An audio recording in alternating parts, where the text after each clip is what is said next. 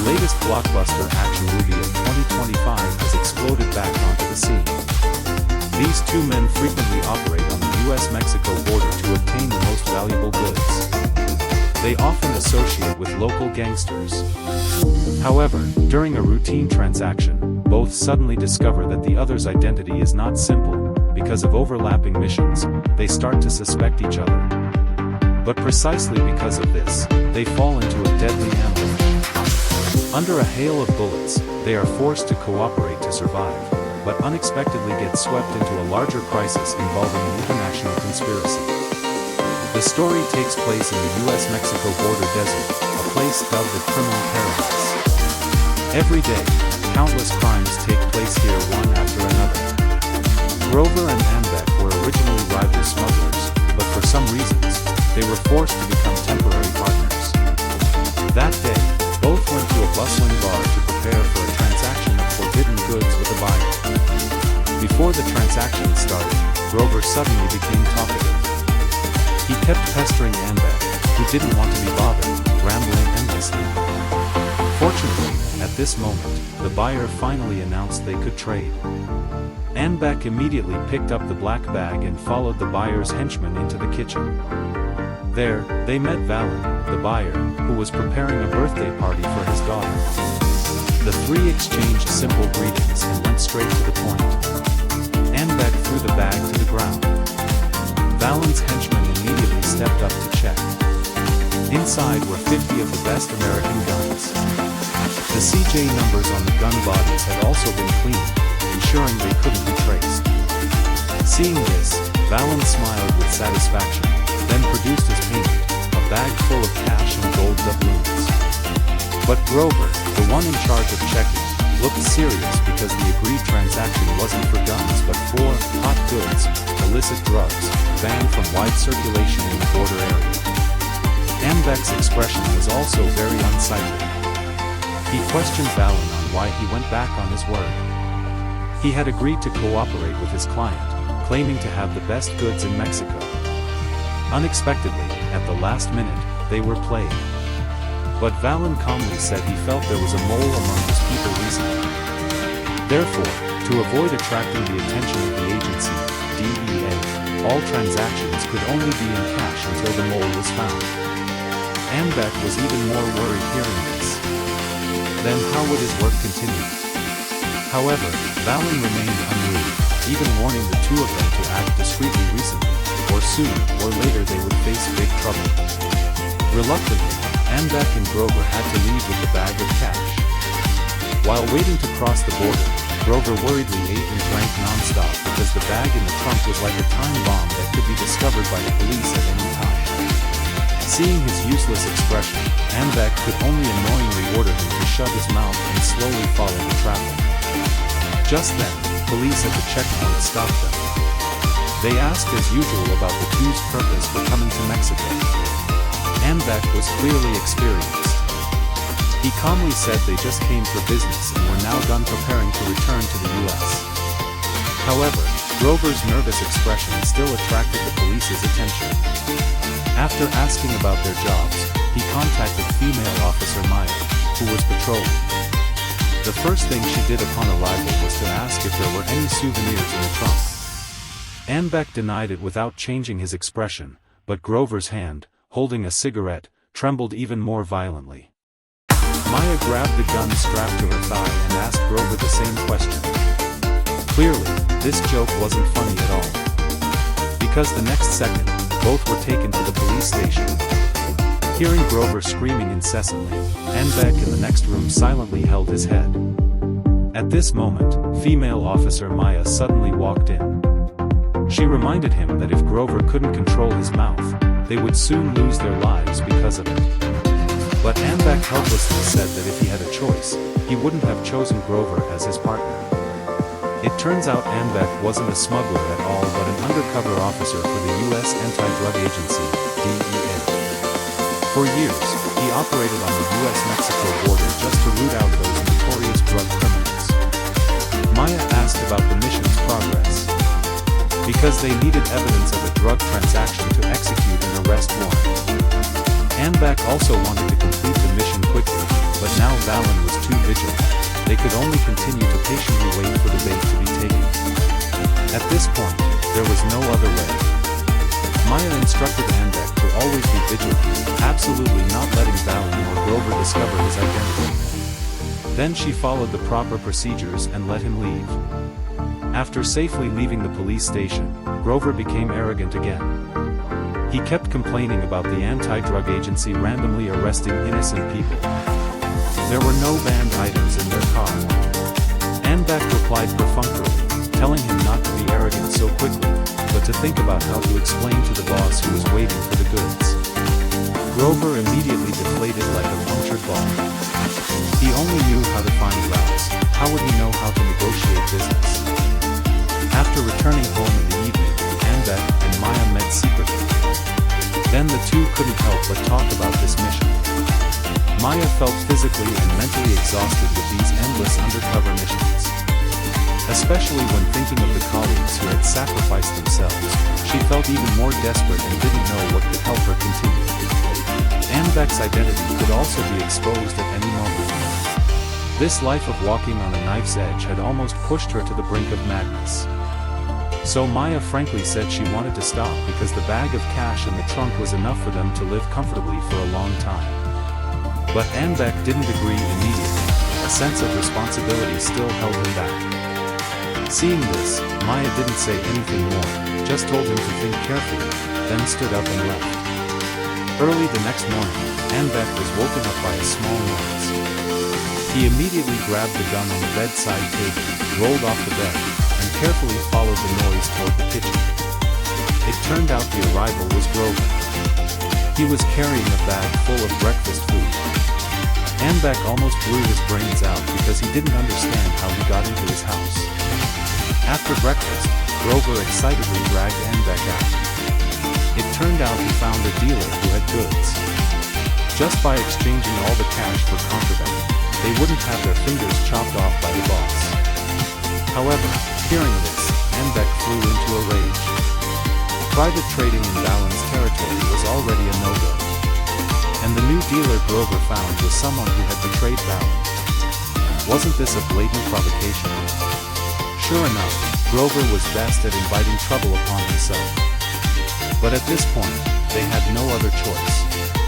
Andek could only drive into a desolate canyon following Grover's directions to prepare to meet the dealer Denver. When they arrived, there wasn't a soul in sight. Only a crashed plane lying lonely on the ground. Andek warily observed the surroundings and realized that the ridges here were full of obstacles, creating a natural kill zone. This immediately made alarm bells ring in his heart. An ominous feeling crept in, but Grover didn't notice. He was still joking around, clearly having no awareness of the danger. Andek didn't want to bother with him, just said to wait 2 more minutes. If Den didn't appear, they would leave.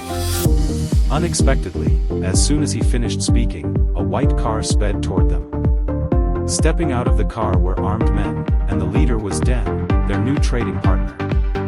Seeing this, Grover immediately stepped forward to greet him, but the other party looked at him with disgust, turning to talk business with Andek. The sense of danger in Andek grew stronger, so he didn't beat around the bush and asked Den to show the goods for inspection first. But his gunpowder-laced tone made Den, an arrogant man, very uncomfortable. He immediately drew his gun and pointed it at Andek. The subordinates behind also intended to follow suit. However, their intentions failed. Andek not only didn't flinch but also dared to confront Den while unarmed. After a few seconds of tension, Den was the first to yield. He laughed loudly to hide his nervousness, saying it was just a joke, but still didn't put the gun down. Next, he demanded Andek hand over the money first. Everyone exchanged, one hand giving, one hand receiving. Hearing this, Grover immediately scurried back to the car to take the cash bag from the trunk and threw it to Den, waiting until the other party confirmed the transaction was successful. The sirens of the anti-drug agency and the FBI rang out simultaneously. Grover immediately swore. It turned out both of them were undercover agents. So what was the point of his enthusiastic acting all these past days? Andek couldn't believe it either. Both of them momentarily forgot the current situation, unable to hold back a fierce argument. Den was the first to react. The two groups of people stared at the couple arguing emotionally, but no one dared to open fire first. But right at this moment, an explosion suddenly rang out from a distant ridge. Immediately after, unsure which side the sniper belonged to, Abbott could only hide behind the car and observe carefully. A while later, all the men led by Den were wiped out. At this time, Grover also ran back. Abbott reflexively raised his gun and aimed at the other party because he thought the sniper was his man. Hearing this, Grover flew into a rage. He had even shown his FBI badge, yet the other guys still thought he was scamming. So he also suspected Abbott was holding fake papers. Just like that, the two exchanged papers and badges. After checking carefully and confirming there were no issues, they lowered their guns and shook hands to make peace. But currently, the sniper on the ridge was still lurking, neither dared to leave their cover temporarily. Grover's phone screen had been shattered by a bullet in the chaos just now. So he told Abbott to call out for help. But unexpectedly, Abbott didn't carry a phone on missions, not even an emergency pager. Grover wanted to curse him out but held it back. Then he fumbled on the broken phone screen, using the remaining intact part to find the contact number of Han, his acquaintance in Washington. Abbott immediately became furious. He wanted to call the FBI directly to report the situation, but Grover stubbornly said that Han was a good man and would definitely help him. Abbott had to endure, and the distress call was finally connected to Honorable. However, as soon as Grover finished mentioning the ambush, a gunshot rang out on the other end of the line. After that, no matter how much Grover called, no one answered. And at this moment, a bullet suddenly fell right next to the two men. Grover's face immediately changed color, then he said he would call 119 to report to the police. Abbott almost died from his weird logic. Upon knowing his contact was killed, his first reaction was to call the local police. Anyone with professional training wouldn't have such poor danger awareness as him. No wonder he was over 30 and still just an ordinary agent. At this moment, Grover finally realized that regular police couldn't solve this. He asked Abbott what to do, but as soon as he finished speaking, an ear-piercing noise rang out from the phone. Abbott immediately recognized it as the sound of a silenced gunshot. At the same time, it also meant the sniper was definitely an expert. Grover fearfully threw the phone away, completely not thinking that doing so would fully expose their position. Abbott hurriedly stood up to observe and discovered there was another car behind him. His brain worked quickly and finally came up with the best way to save themselves. He removed the car's rearview mirror to use as a shield, continuously adjusting the angle to reflect the glaring sunlight. Sure enough, the next second, a bullet landed right at his feet. Abbott immediately smiled confidently. And Grover also saw a glint of light on the ridge through the rearview mirror inside the car. That was the reflection from the sniper's scope. After identifying the specific position of the enemy, both immediately lay flat on the ground, observing the car behind through the gap under the chassis.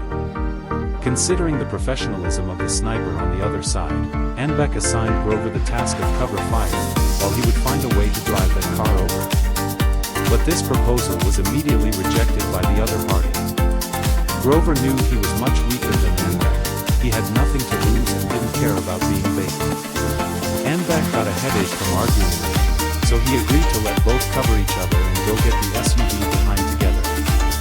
Next, he held the rearview mirror high. Under Grover's cover, they safely reached the back of the SUV. The sniper immediately shifted his gun barrel to aim at Grover. Luckily, his reaction was extremely sharp, dodging the screaming bullet. After the gunfire died down, Grover immediately asked Abbott to cover him, but the other party told him to stay put and he would drive the car over to pick him up. Grover naturally didn't agree. The two had agreed beforehand. How could he go back on his word? Reluctantly, Abbott continued to compromise, instructing him to be quick because the sniper's speed was faster than he thought. However, no matter how hard Grover tried, his speed couldn't be any faster. Taking advantage of the moment Abbott bowed his head to reload, the sniper seized the opportunity to shoot him in the leg. Fresh blood oozed from the wound. Grover fell to the ground in pain and kept calling for help. Seeing this, Abbott hurriedly stood up to continue covering. Fortunately, a while later, the opposing sniper also began to reload. But by now, Grover had lost the ability to move. Watching time pass second by second, Abbott had to risk running out from the cover, dragging and pulling Grover behind the SUV. Luckily, in the driver's cabin, there was a first aid kit. Abbott quickly took it out, using the medical supplies inside and the gold doubloon falling on the ground to bandage Grover's wound. An intense burning sensation radiated from his thigh.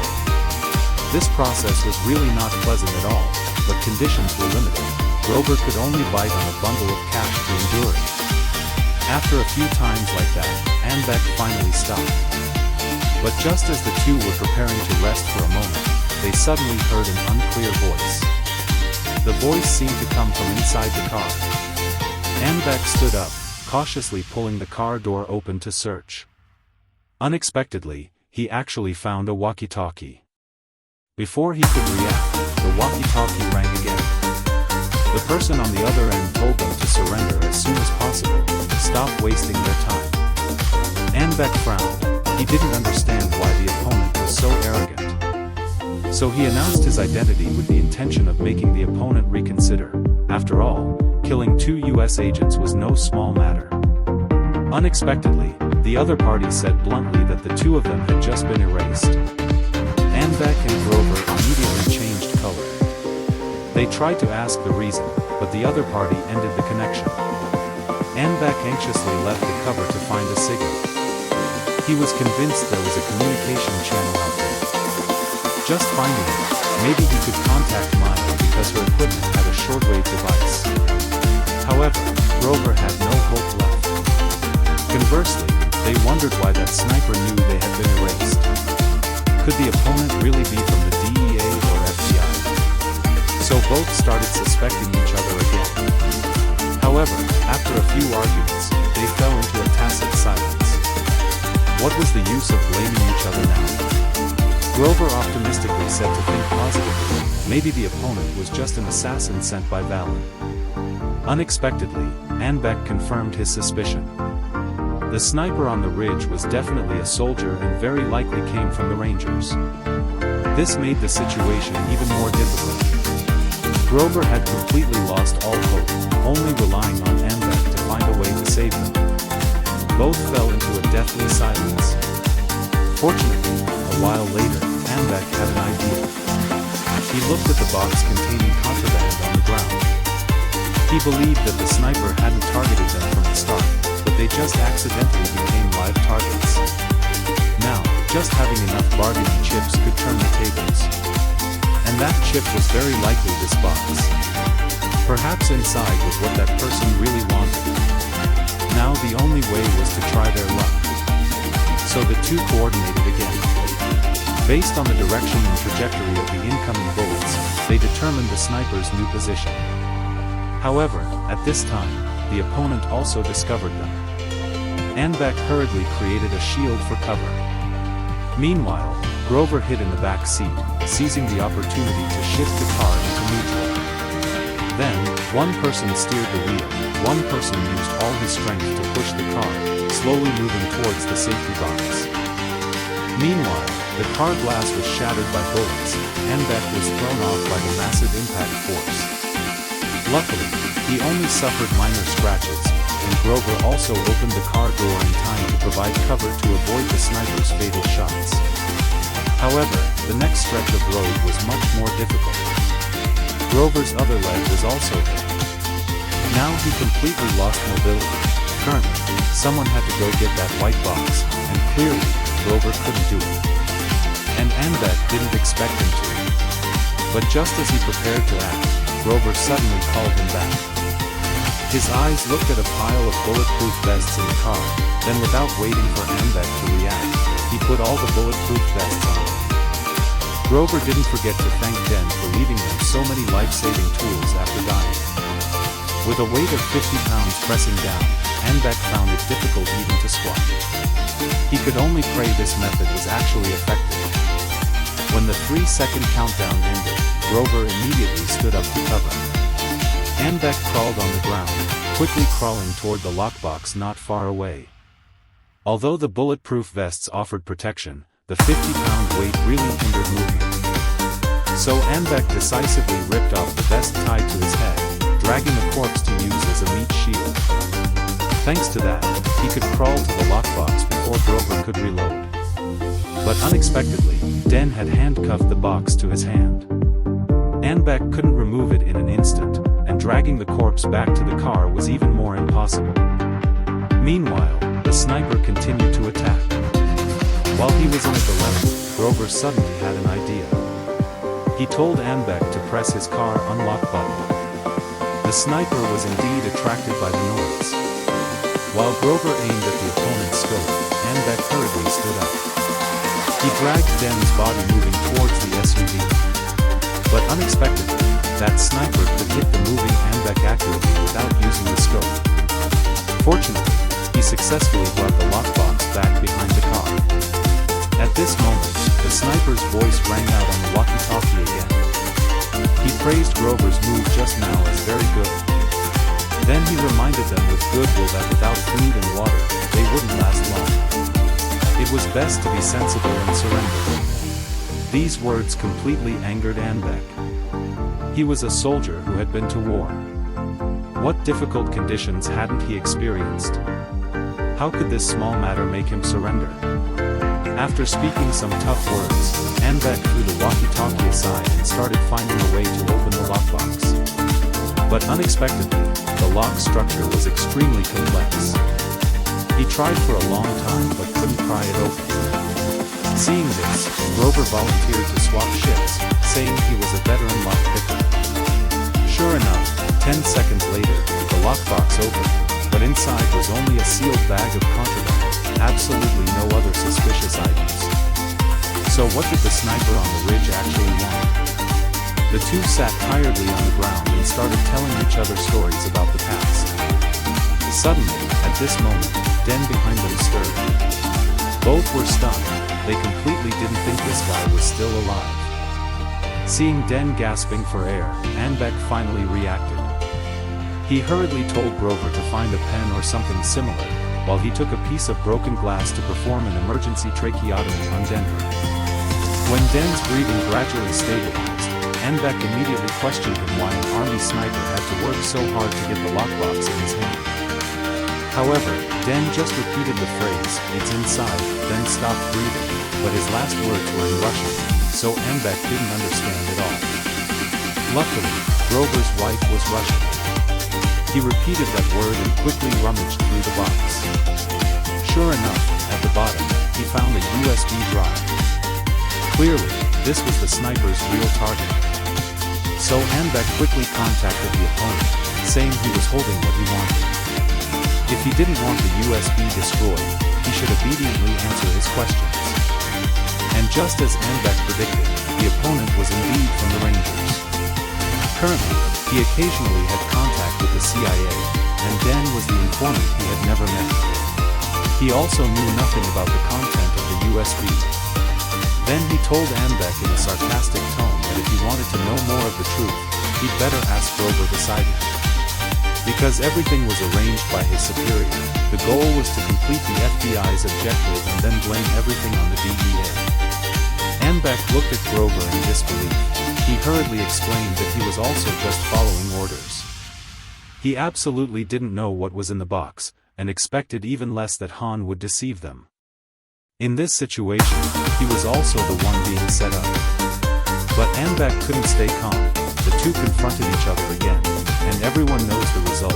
Grover was completely not Abbott's opponent, finally being pinned down by him on the steering wheel, unable to move. Ignoring the others screaming, Abbott continued negotiating with the sniper. The two used the honor of a soldier to guarantee a successful ceasefire agreement. 3 seconds later, both sides simultaneously lowered their guns and raised their hands high. Next, Anbeck took out the USB and stepped back on the sniper's command. But right at this moment, there was still another person. Seeing bullets continuously falling beside him, Anbeck hurriedly stood up and ran back until he hid inside the plane wreckage. Only then did he luckily keep his life. Then he immediately stood up to counterattack. But because the position was unfavorable, as soon as he poked his head out, he was forced back by the sniper on the mountaintop. At the same time, Grover was also trying to save himself. Thanks to extraordinary flexibility, he got the car keys and cut the straps binding. But worse, after a fierce firefight, Anbeck ran out of ammo. Now he could only hide in the plane wreckage, enduring the firepower from the opposing sniper. Fortunately, at the critical moment, Grover drove the car there in time. Anbeck didn't say a word, immediately got in the car. Then the SUV rushed madly across the mountain's land, dust flying blindly. But the sniper's bullets still relentlessly chased them. Luckily, not long after, the car was out of range. The two temporarily escaped danger. But Grover's driving skills were too terrible. Having not died under the enemy's gun, he almost died at the hands of his teammate. However, just when the two thought they were safe, unknown how much time passed, Grover finally woke up, but Anbeck was nowhere to be seen in the car. He himself was tied tightly to the steering wheel.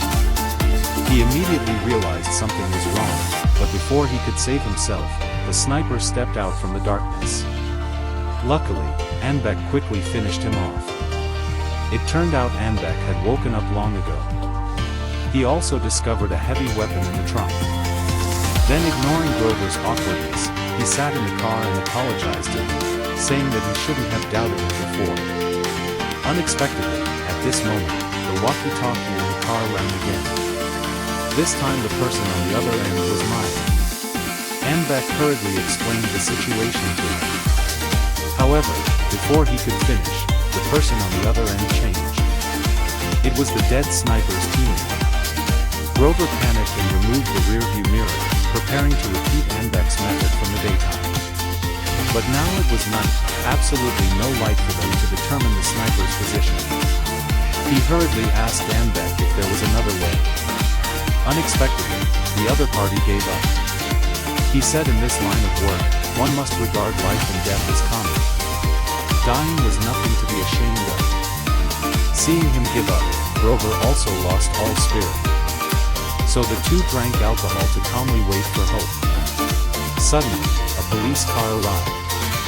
The arrival was Maya, patrolling nearby. Seeing her come alone, Anbeck's face immediately changed.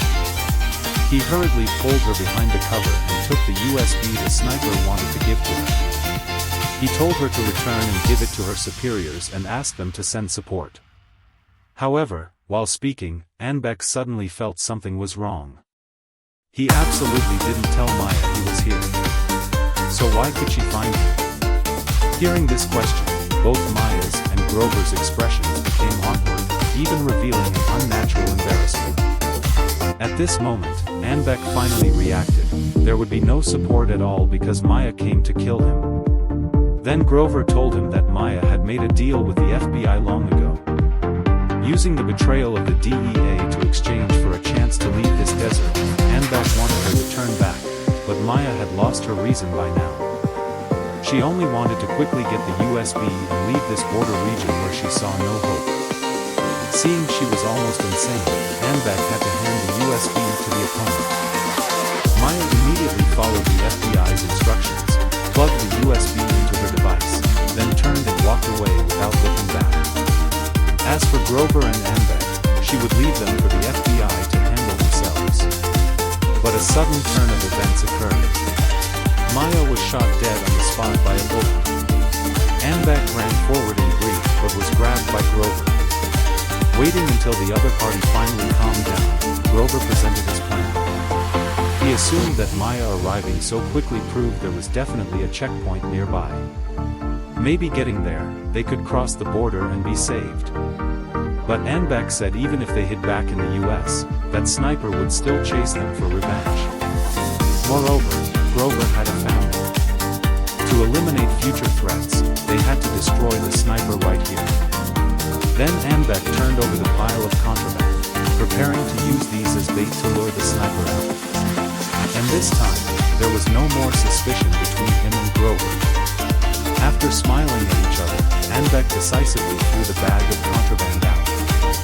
The sniper's bullet indeed hit. The contraband exploded around the two, creating a natural smoke screen shielding visibility. Taking advantage of this opportunity, both quickly rushed toward the police car Maya drove there, took the gun and flares from her body, then Abbott walked alone into the line of fire. This time he would be the bait, entrusting his back to Grover, the person he could trust. Not long after, the provoked sniper indeed took the initiative to reveal himself. He didn't say 2 words before shooting Abbott, but just as he prepared the fatal blow, Grover stepped out with the flare gun. After a fierce gunfight, Grover successfully destroyed the sniper. But at this moment, Abbott was dying, and after losing Maya, he had no motivation to live. After leaving a few last words, he closed his eyes. However, just as Grover said, he was as strong as an ox. How could he die so easily? A minute later, Abbott woke up again, even having the strength to sit up. Clearly, the story of this pair is not over yet. This is where the movie ends. Those interested can watch the original under 2 Guns. The value of a movie lies in its reputation, while the value of a movie review lies in the feeling. The story ends here today. Thank you for watching. What do you think of this movie? Please comment below.